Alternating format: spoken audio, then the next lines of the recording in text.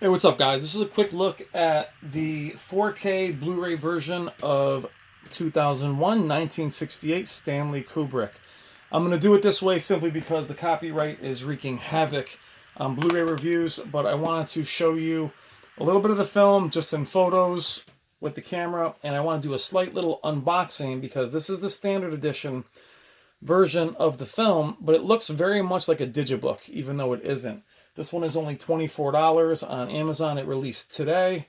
And that is a digibook for those of you that don't know what a digibook is, as far as opening it and seeing all of the material inside. Love digibook. Looks really good in your setup for those of you that still want physical releases.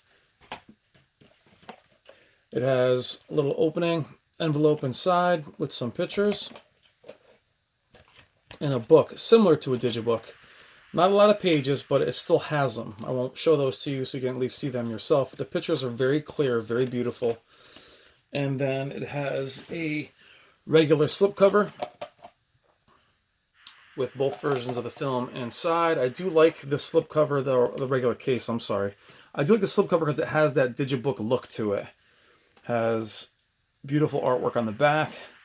And just, again, looks very nice in your setup if you're a fan of digibooks and you like to, put them on your shelf. It hangs right in there. So, to the film. Now, for the film's picture quality, this is Stanley Kubrick, 1968, one of the greatest films ever made. This is sci-fi fans. This is our Ben-Hur. This is our Lawrence of Arabia. This is the film. For you younger crew, this might not be for you. It's a very slow film. It is a beautiful film, though. Before I go any further, you're going to see blooming all over the TV simply because of the black bars in the camera, so no need to leave that in the comments. The transfer is phenomenal. It is a gorgeous, gorgeous film. I mean, it is a gorgeous movie. Now, if you're a fan of this film, you guys know how I feel about double dipping on Blu-rays and 4K. There's certain films where you kind of have to. Believe me, I've double dipped. This is the HDVD version. I have the Blu-ray. Certain films, this, Jaws, some other films that a lot of us could go on and on about. This is one of those films that needs to be seen. That little extra resolution and HDR really does make a significant difference from the Blu-ray and is worth seeing. But the question most of you are going to have is on its grain structure. Now, however, if you are a fan of this film, you love this film, turn this off, order it, pick it up. It's worth grabbing if you love the film. It's going to be a little all over the place. Going back to the grain structure, it is there. It is fine level of grain throughout the film, but it's a 1968 film. There's matte paintings as far as its visual effects, practical effects. OLED lovers and those of you that have higher end displays, especially with Dolby Vision, are going to be blown away by the black level. You're going to love the way the black level looks in the shots with panning, the spaceship, or the space station, the sky. I mean, very, very beautiful. This movie's always been gorgeous, but HDR really does add some punch to these images here, as far as brightness and as far as just that extra little punch in color that really wasn't needed, but it is appreciated. Fine detail close-ups are strikingly clear for a film from 1968. The best part about the format, even Blu-ray or DVD, is looking back at films like this as if they were filmed not that long ago and actually appreciating the clothing, the hair, the makeup. Again, there is going to be grain. It is on film. It is an older film. Grain haters are going to have a hard time with it, but if you're somebody who really, really hates grain, I'm not sure that you would appreciate a film from 1968 anyway. Not sure this film would look very good crystal clear, but it's clear enough for me, and I'm not a huge fan of grain, but it is beautiful. Really, really beautiful.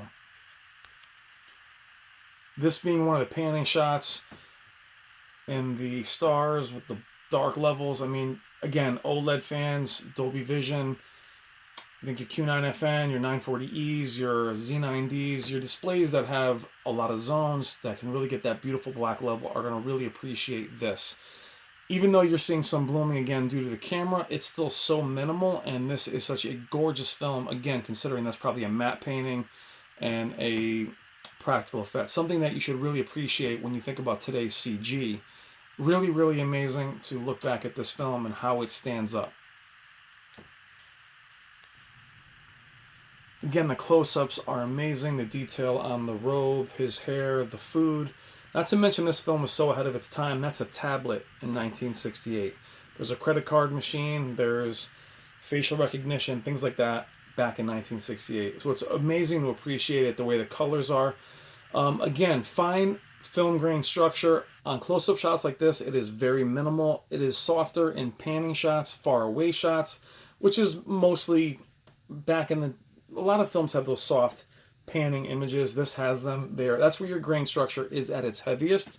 This is not a film where you want to have your advanced contrast enhancers or your live color or any of your extra software, even noise reduction, things like that. You're not going to want that on this film, where the grain structure will be enhanced, and is normally that way with a lot of these older films. Again, if you enjoyed the Blu-ray version of Alien and the 4K Blu-ray version of Blade Runner, the picture quality is very similar with this. Again, fine grain, not overly obtrusive, but something that you should expect from a film of this era, especially this far back and shot on film. But again, if you're a fan of the film, then I just have to recommend this film, as beautiful it is, and that it's really just a masterpiece, and it's like you're buying an antique from a museum. I wish I could show you the film, but this kind of stuff is much clearer. These kinds of shots weren't quite as clear on the Blu-ray. His name, or her name, is much clearer, much more defined, and definitely step up over the Blu-ray version or the HD version or any version you're going to see streaming. In terms of the way the picture is natural, I can't stress enough the grain. I know you guys are going to laugh, those of you that are new to the channel, that yeah, of course there's going to be grain, but some of us are actually allergic to it. I'm in the middle. It's a healthy grain. It's a little bit strong at times, again on panning shots, but the close-ups are so clear, and for film this age, it is beautiful. I mean, it is a gorgeous film. And I hate to say it, but if you don't like grain, step back a few feet and you'll feel better about it. It's definitely not a film you can get close to the screen, simply because, again, shot on film, old film, but again, beautiful film. And just the colors, the HDR is at work. You can see it in some bright levels. You can definitely see it in some of the depth. I don't have a Dolby Vision enabled display, but I hear that that is the big difference as far as also the picture quality. Dolby Vision is in full effect here. Practical effects like this, shots like this look real, and again, the black level is gorgeous, and can't tell you enough on how pristine the image actually is. Now in scenes like this is where HDR does jump out at you, is the lighting.